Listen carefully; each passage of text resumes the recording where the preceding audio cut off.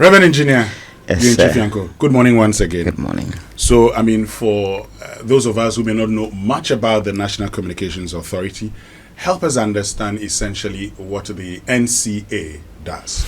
Okay, so the NCA is the statutory regulator for communication services in Ghana.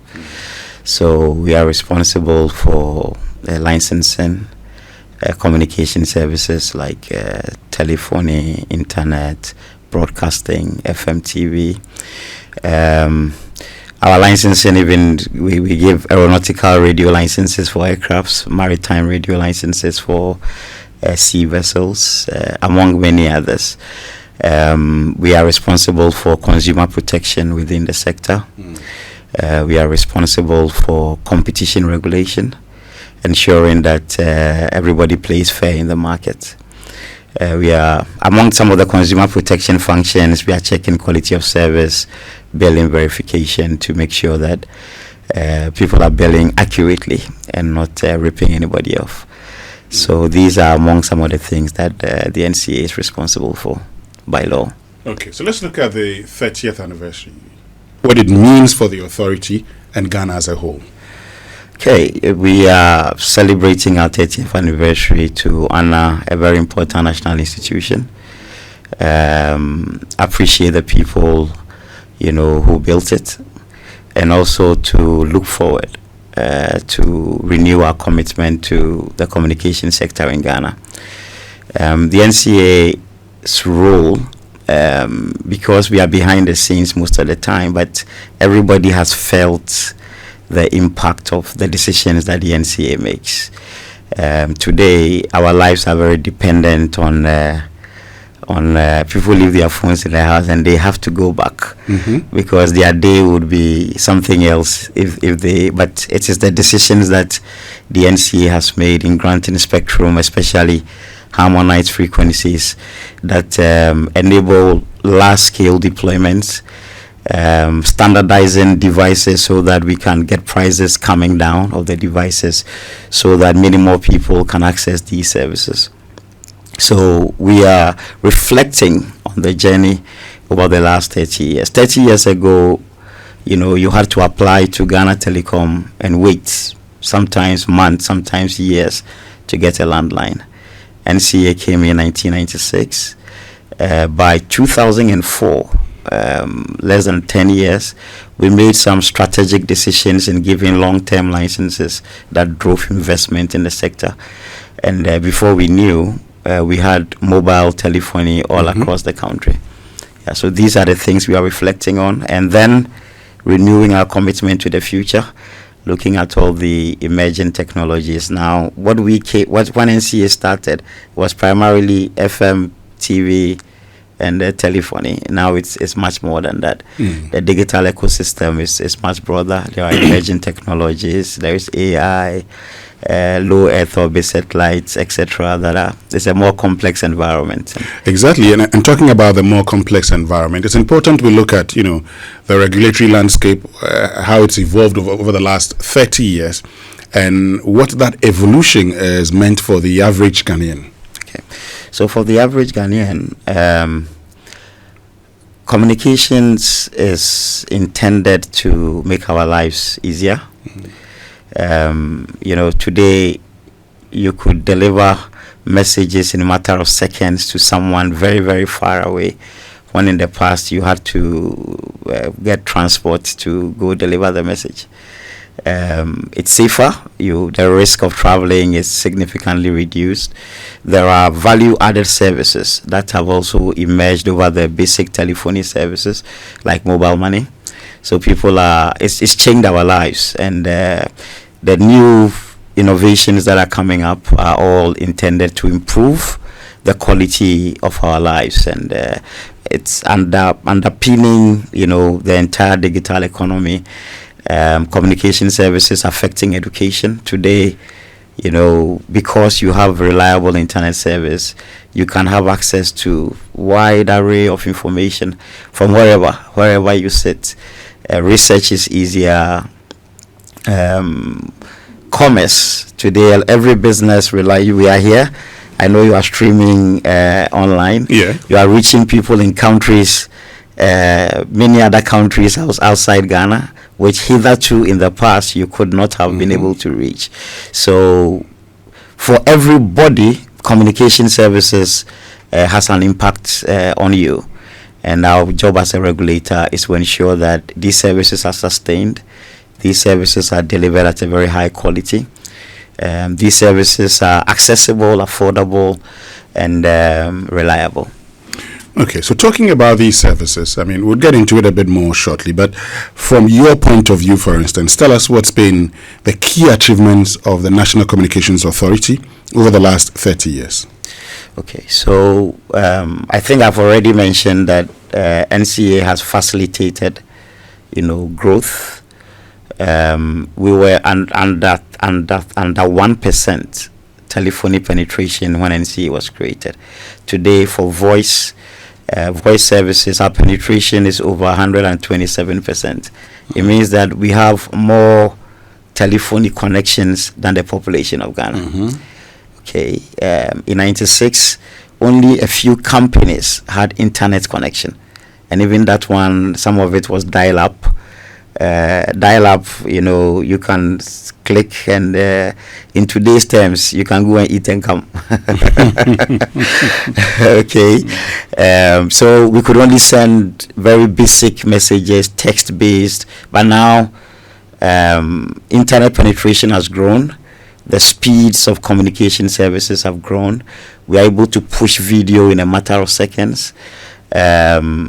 Internet penetration now, we are in about internet connectivity lines. We have over 80-something% penetration, which was unimaginable in 1996 when my forebears started the NCA. So these fundamentally, we have facilitated the transition from analog television broadcasting to digital, enabling a lot more stations to be available. And people underestimate what broadcasting has done for this country and for our democracy. Now, talking about internet connectivity and all, I need to ask you this question. What are our plans for 5G? Okay, so a license was issued in 2024 for a wholesale provider for 5G services. At the last check, they have completed their installation at least in the city of Accra, and are preparing for the telcos to connect to the service and make it available. Other policy decisions have been made to accelerate the rollout of 5G. Okay. I would say that before the end of this year, we would have commercial 5G services available in Ghana. Okay, so before the end of the year, we can enjoy it. Yes. To other things, and let's get into how the authority has been able to support digital inclusion and particularly rural connectivity, because you've talked about the fact that in the past, and I remember in those days when mobile networks go to a particular area, I used to check the daily graphic. You see the fact that there's reference, so you can have connection here, and the day it gets to your hometown, you are excited because you know that when you go to your hometown, there's connection. But there are still other areas that you go to, and people are struggling to make calls. Okay, so we are a largely mobile country, and the design of the mobile network is primarily around population centers, because it's a shared infrastructure, and the business case for planting a site is you want to have more people use it, and the more people use it, then the site can pay for itself. So where the population is sparse, you don't have too many people, it takes longer to establish a site, because the business case is weak. But that's why we have GIFEC. Yes, right? I was going to go there. So a policy was supposed to bridge that gap, and the Ghana Investment Fund for Electronic Communications was established. It used to be GIFTEL. All the telcos contribute 1% of revenue into GIFEC, and what it's supposed to do is to help. Either initially they were doing put in common infrastructure to reduce the cost to the networks. And then some years back, they commissioned 2016 sites. But I can tell you that the communities that have very, very small populations exceed this number. As at the last check, about 1,500 of those sites have been installed. There was a policy issue regarding some of the sites that the traffic has grown to the point where the telcos felt that there was a business case to now establish commercial sites there. What the new policy the minister has given is that if a rural site shows promise and commercial operators are interested in planting sites, we should relocate those rural sites to areas that are currently not covered. One of the things that NCA has also done recently, is an announcement that we made, is to change the obligations in the existing licenses. In the past, the license obligation was for the telcos to have coverage in district capitals. Okay. So if you cover the district capital, you pass. But now we have extended the requirement to include the constituent communities in the district. Okay. But it requires investment to get to all these. So we have a timeline for them to begin to extend the services. So by the third year, okay, so we've made the announcement this year. By the third year, every constituent town must be covered, and it's something that we'll be tracking as we go along. Yeah. Okay. But as we say this, let me also take the opportunity to mention that one of the challenges that the telcos face in improving a service, especially in some of these peri-urban areas where a few years ago nobody lived there. There used to be farms, and but now people are building and communities are springing up, and service is not good because they are on the fringes of the network. We need to get sites, and sometimes the communities resist. To get an EPA permit for a telecom mast, there's the requirement is to have a community support for it. And sometimes some of the people are complaining that, hey, the thing, they say it would fall down on me. They say it gives cancer. And because of that, people are resisting the sites. But these same people also want the service. But we need to plant the site to provide the service. And there is no study that has confirmed that radio signals, because it is non-ionizing radiation, so it does not give cancer. What it does, the proven effect of radio waves is that if there is direct contact for prolonged hours, it can heat tissue. And in fact, the microwave you use in your house uses radio frequencies. And because it's in a controlled environment, it's able to use to generate heat. That is the known. So if you have your phone by your ear for a very long time, sometimes you feel that it's hot. Yeah. That is the known effect. But as for cancer, there's no proving.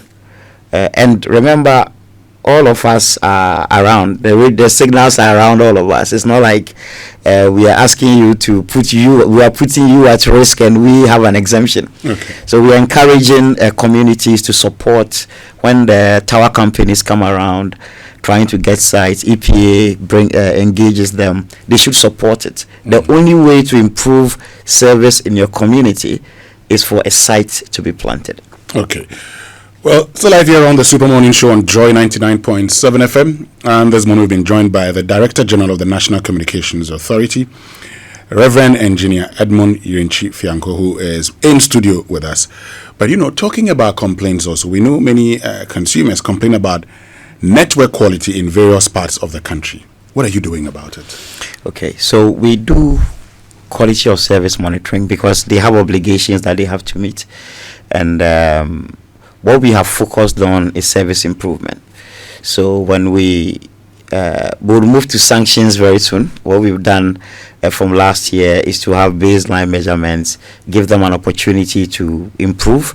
Sometimes the quality can be improved by optimizing a site. In some cases, the only way to improve the service is to invest in a new site, which has a take some time to to execute. And so we are doing those monitoring, enforcing it, and ensuring that they do these things. But beside that, we also have a second line complaints system.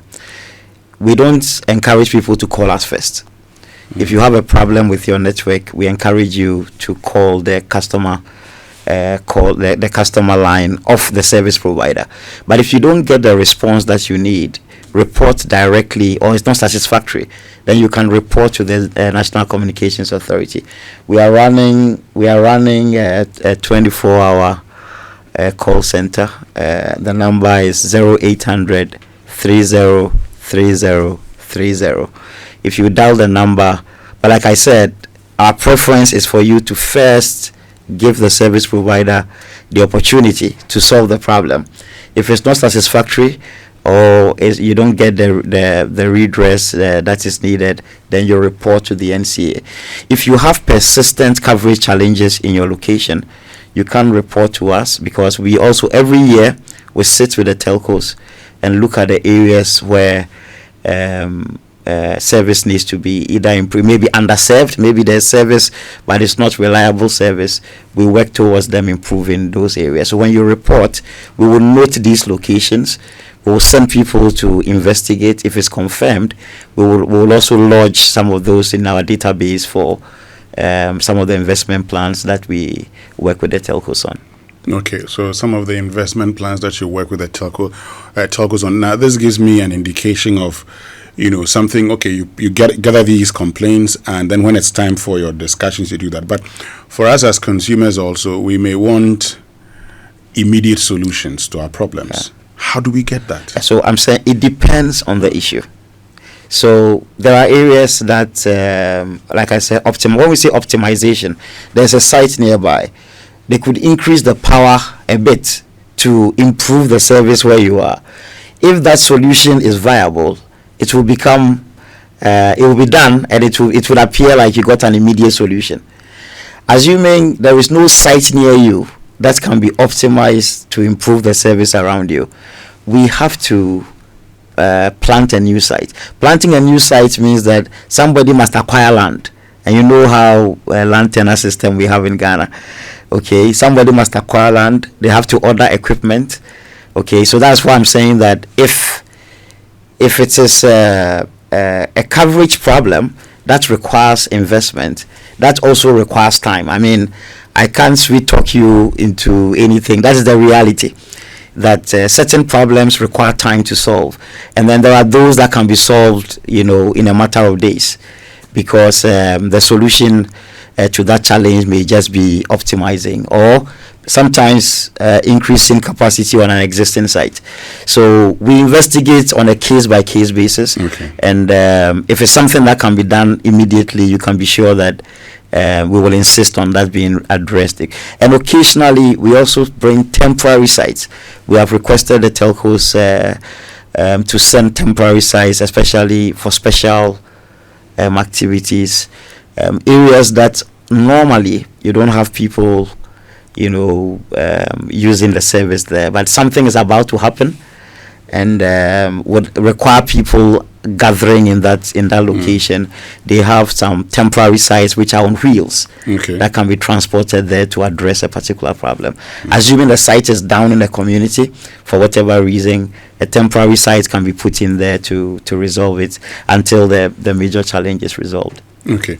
Now, while we know that there's an agency in charge of cybersecurity, I want to find out from you what is being done by NCA concerning cybersecurity and online fraud. Okay, like you mentioned, we are hosting the Cybersecurity Authority in the NCA tower. Yeah, the mandate is different, but we have responsibility for ensuring the security of the telecom networks themselves, so that your data will not be breached, etc. But when it comes to fraud, it's a collaborative effort. We receive a lot of fraud complaints, and we work with the other agencies, with the telcos themselves. If it's one that requires cybersecurity involvement, we refer the case to them and work with them collaboratively to investigate and then to address. We are also doing quite a number of public education activities together with the Cybersecurity Authority. I just want people to know that all of us need to be careful. All of us need to be vigilant. Cybersecurity begins with you. If you are not sure about something, don't click on it. When somebody asks you for information that is sensitive, like your PIN, etc., these are things you don't share. Most of the cases that we've had to investigate, you will find that the victim cooperated. So there's a lot of social engineering to get people to either approve transactions on their devices or to give away their pins, etc. So the education is one of the things that we are going to intensify, so we are more self-aware to avoid some of these social engineering schemes that make people vulnerable. But as far as the system security is concerned, it is part of the license obligations that we monitor and enforce, that the networks themselves are secure. Great. So let's talk about the anniversary. What can industry stakeholders do to prepare for the anniversary initiatives? Okay, so we had a launch yesterday, and we appreciate all the people who joined us. We acknowledge some of the pioneering people that built the NCA. So the first board chairman is His Excellency John Dramani Mahama, when he was Minister of Communications. The first Director General, Mr. J.K. Jima, he's 88 years old, but he joined us yesterday. Wow. Yeah, NCA was created by law, but it is people that built the institution. And a lot of the past board chairs and directors general joined us yesterday, along with the industry. There are quite a number of activities that we have rolled out for the year. We'll have a Heritage Day to acknowledge all the people behind the institution. We have some CSR activities that would roll out. We are hosting an African Telecom Union. We are sharing this celebration with the rest of Africa. So there's a World Telecom Standardization Assembly preparatory meeting for Africa that we'll be hosting in April. It's as part of the anniversary celebrations. We are preparing on some documentaries on various sectors of the communications ecosystem. So we'll do documentaries on the history of broadcasting regulation in Ghana, for example. Joy FM being the first private radio station. Crystal TV was the first private television station that came on air. We will document these in a series of documentaries. Mobile telephony, internet. We'll be interviewing somebody like Professor Queno on how internet internet came to Ghana and how it has evolved over the years. So these documentaries are things that we'll be working on as part of the anniversary. We would also, we have commissioned a book, 30 Years of Communications Regulation in Ghana, to document, these 3 decades of progress in the sector. And then in December, we are hoping to have the president join us to climax the anniversary celebration. We'll have an awards and gala night. Okay. Together with the industry. I see. Lots of activities lined up. But what does the future look like for the communication sector, following this milestone? Yeah. So, our theme is focusing on inclusivity. Inclusivity, talking about, more gender roles. Yesterday, the board chair, NCA has the first, in 30 years, we've now had the first female board chair. Yeah, there's been a lot of testosterone in the boardroom. So, by way of inclusivity, we are hoping that what is ahead of us, communication services will be more inclusive. The people we spoke about who are in underserved and unserved areas will have access to connectivity. People with disability will also have tools that enable them to use technology. We are hoping that there will be sufficient guardrails for all the emerging technologies, AI, and other, emerging technologies that are coming up to improve our lives, to improve commerce and the digital economy. But at the core of this is that nobody will be left behind. No woman, no man, no child will be left behind in Ghana as far as communication services is concerned.